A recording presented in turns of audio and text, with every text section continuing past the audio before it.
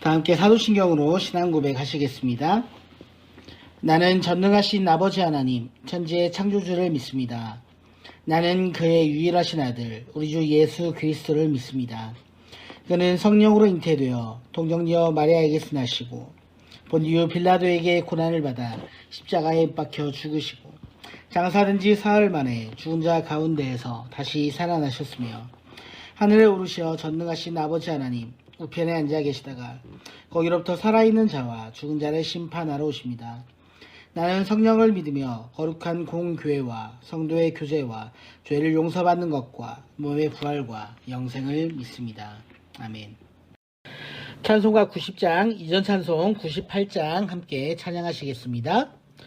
주 예수 내가 기전 날 먼저 사랑했네. 그 크신 사랑 나타나 내 영혼 거듭났네. 주 내 맘에 늘 계시고 나 주의 안에 있어 저 포도 비유 같으니 참 좋은 나의 친구. 내 친구 되신 예수님 날 구원하시려고 그 귀한 몸을 버리사 내 죄를 대속했네. 나 주님을 늘 믿으며 그 손을 의지하고 내 몸과 마음을 바쳐서 끝까지 충성하리. 내 진실하신 친구여 그 은혜 내려주사 날 항상 보호하시고 내 방패 되옵소서. 그 풍성한 참 사랑을 네 능히 끊을 소냐. 날 구원하신 예수는 참 좋은 나의 친구. 아멘. 우리 함께 기도하시겠습니다. 하나님, 하나님의 말씀 안에서 우리가 믿음으로 나아가길 간절히 소망합니다.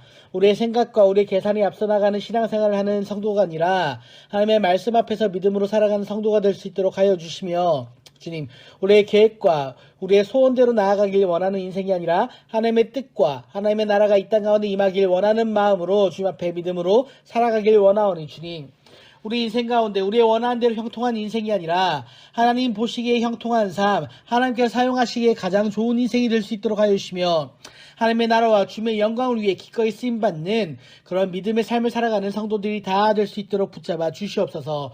오늘도 우리의 삶을 통하여서 역사하시길 원하시는 하나님, 우리의 삶을 붙들길 원하시는 하나님, 우리의 삶의 주님, 하나님께 드릴 영광이 남아있다면 주님을 바라보는 마음으로 나아갈 수 있도록 하여 주시고 주님께 기꺼이 드릴 수 있도록 하여 주시옵소서. 거룩하신 우리 주 예수 그리스도의 이름으로 간절히 기도하옵나이다. 아멘. 제39장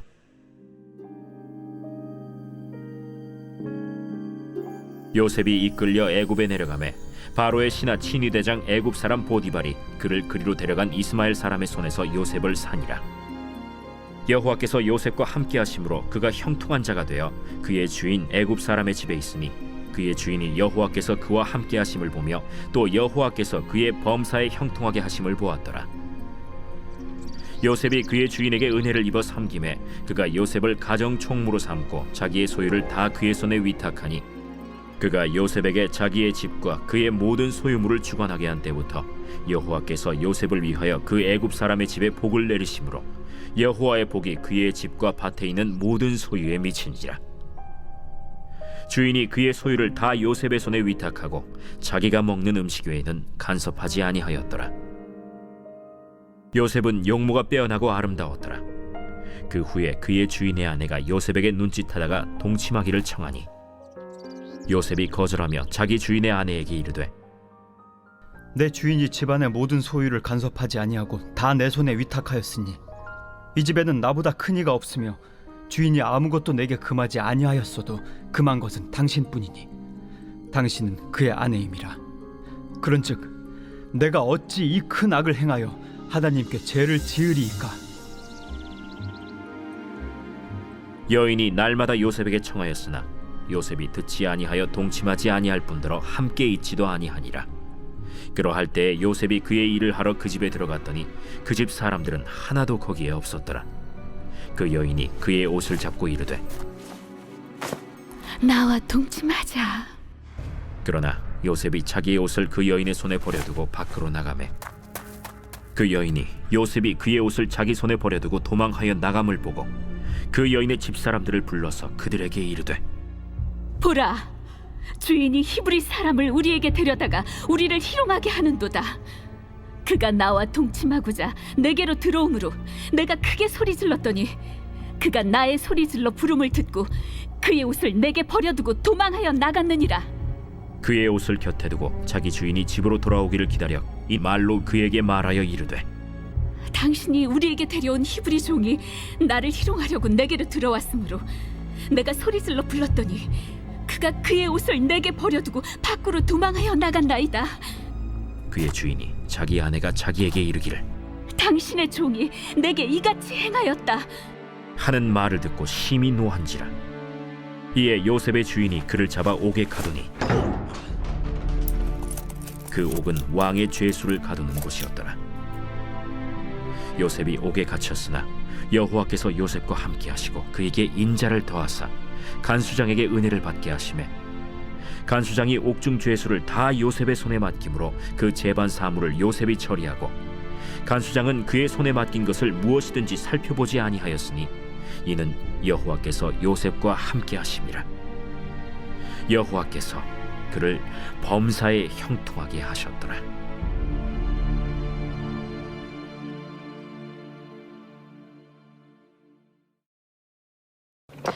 창세기 39장을 우리가 볼 때 보통은 두 가지의 메시지에 집중을 합니다. 하나는 요셉이 보디발의 아내가 유혹을 했지만 그 유혹에 넘어가지 않았다.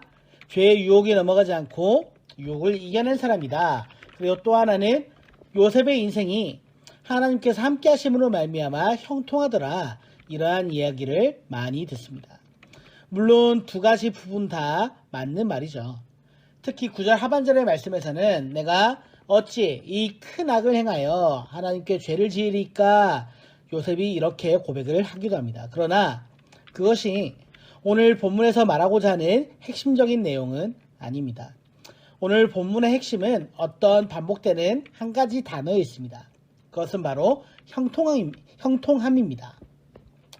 3절의 말씀을 함께 보도록 하겠습니다. 그의 주인이 여호와께서 그와 함께 하심을 보며 또 여호와께서 그의 범사에 형통하게 하심을 보았더라. 아멘. 요셉의 삶에 대해 성경은 형통이라는 단어를 계속해서 사용하고 있습니다. 그래서 우리는 요셉의 삶은 형통한 삶이다 라고 쉽게 생각을 하죠. 그리고 요셉이 감옥에 갇히고 나서도 그와 동일한 내용을 볼 수 있습니다. 23절의 말씀을 한번 보도록 하겠습니다. 간수장은 그의 손에 맡긴 것을 무엇이든지 살펴보지 아니하였으니 이는 여호와께서 요셉과 함께 하심이라. 여호와께서 그를 범사에 형통하게 하셨더라. 아멘. 그래서 우리는 요셉의 인생을 보면서 형통한 인생이다 라고 생각을 합니다. 요셉의 인생은 분명 형통한 인생이 맞습니다. 그런데 우리가 간과하고 있는 중요한 사실이 한 가지 있습니다. 우리가 생각할 때 형통함이란 어떤 어려움이 없이 성공적인 삶을 살아가는 것을 형통하다라고 생각합니다. 모든 것이 잘 되고 모든 것이 잘 풀리고 모든 것이 성공하고 모든 것이 축복이고 행복하고 이러한 것을 형통이라고 생각을 한다는 것이죠. 우리가 생각할 때 형통한 인생이란 고등학교 때까지 공부 열심히 잘해서 상위권의 성적을 기록하고 대학에 재수도 하지 않고 취업도 좋은 곳에 하고 결혼도 좋은 사람이랑 만나서 행복하게 사는 삶, 그것이 형통하다고 하지 않습니까? 아들이 삼수해도 제 대학이 떨어지고 고생해서 취업했는데 억울하게 해고를 당하고 힘들게 대학을 졸업했더니 그래서 취업을 했더니 인격적인 모욕이나 당하고 결혼을 힘들겠지만 가정이 하루도 쉬지 않고 다툼과 분란만 가득하고 이러한 인생을 절대 형통한 인생이다라고 하지는 않을 것입니다. 그런데 요셉의 인생을 한번 보십시오. 도대체 그의 인생에서 그의 어느 부분이 형통함이 보이십니까? 애굽으로 종으로 팔려가서 인정받는 것이 형통합니까? 아니면 아버지 집에서 편안하게 지내는 것이 형통합니까? 우리가 생각할 때 정말 형통한 인생이라면 억울하게 애굽으로 팔려가지 않아야 되는 것이 아닐까요? 감옥에 가서는 잘 되는 것이 형통함입니까? 아니면 감옥에 안 가는 것이 형통함입니까? 애굽으로 팔려갔더라도 억울하게 누명을 쓰고 감옥에 갇히는 일은 없어야 되는 것 아닙니까? 그런데 요셉은 형제들이 시기하여 억울하게 애굽으로 팔려가고 보디발의 아내에게 누명을 쓰고 감옥에 갇히게 됩니다.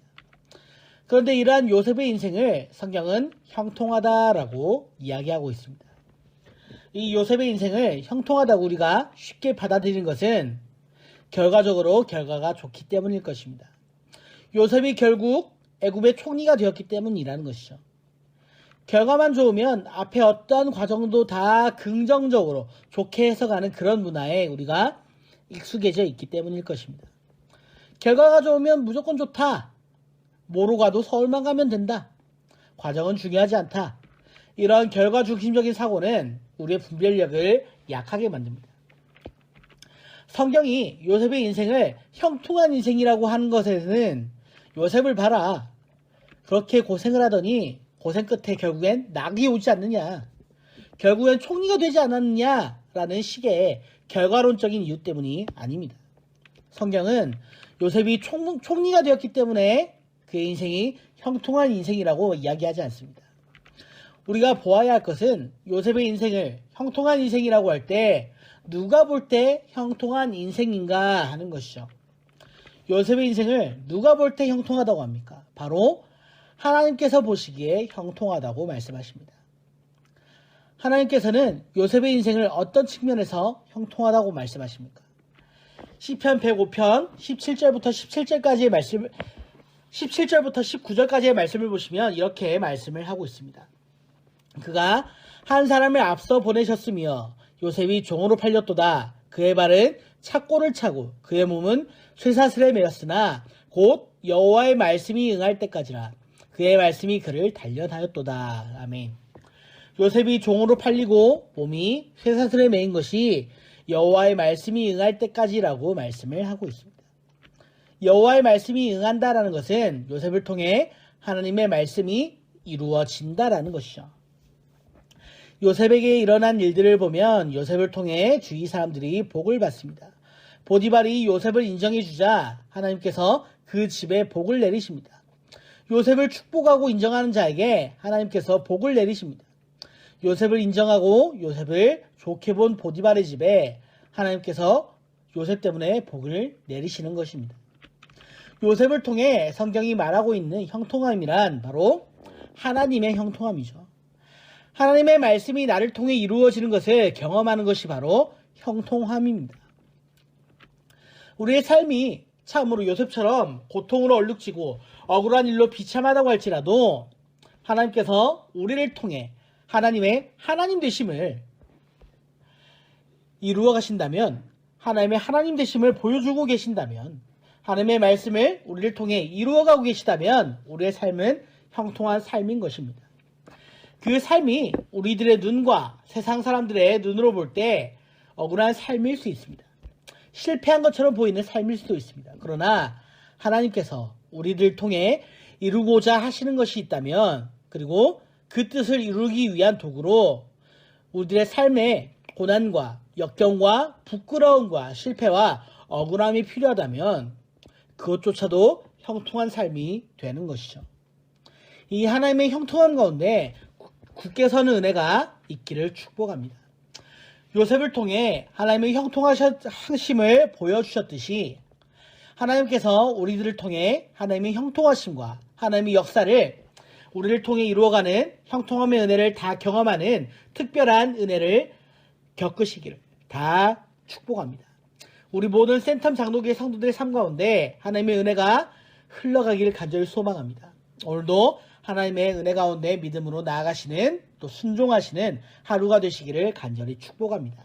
아멘. 주기도문으로 예배를 마치도록 하겠습니다. 하늘에 계신 우리 아버지, 아버지의 이름을 거룩하게 하시며 아버지의 나라가 오게 하시며 아버지의 뜻이 하늘에서와 같이 땅에서도 이루어지게 하소서. 오늘 우리에게 일용할 양식을 주시고 우리가 우리에게 잘못한 사람을 용서하여 준 것 같이 우리 죄를 용서하여 주시고 우리를 시험에 빠지지 않게 하시고 악에서 구하소서. 나라와 권능과 영광이 영원히 아버지의 것입니다. 아멘.